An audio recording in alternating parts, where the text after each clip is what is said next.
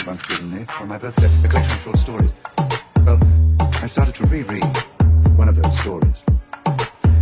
It was about a man who one morning wakes up and cannot bring himself to get out of bed.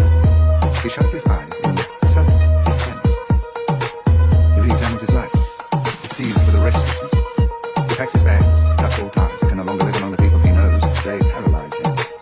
He is married. He goes to Rome. He wants to burrow under the earth like a ball, like a root. But even in Rome, he cannot escape people from his former life. So he decides to return to the city where he was born and educated, but which he can't quite bring himself to call home.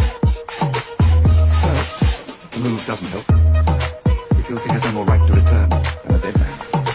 What can he do? He desires an extreme solution to his conundrum. He aches for nothing less than a new world, a new language. Nothing changes. Out of indifference, and because he can't think of anything better to do, he decides once more to leave his hometown, to do some hitching. A man picks him up, they ride off into the night, when bang, the car smacks into a wall. The driver dies. Our man is hospitalized, broken up. Months pass. His wounds heal.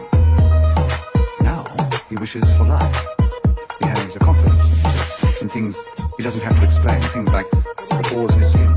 All things corporeal. He can't wait to get out of the hospital, away from the infirm and the moribund. I say unto thee, rise up and walk. None of your bones are broken. See you.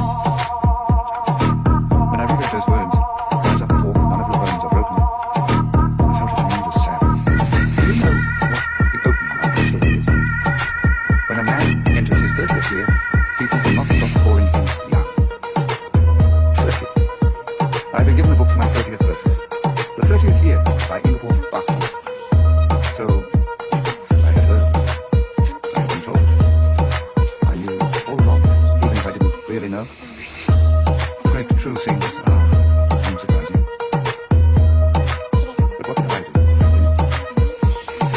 I carried on. I carried on beautifully. We were the happy couple, Elizabeth and I, that's how we said. But in truth, I did not cherish my wife. And I did not cherish my friends. Or even my children. I just carried on.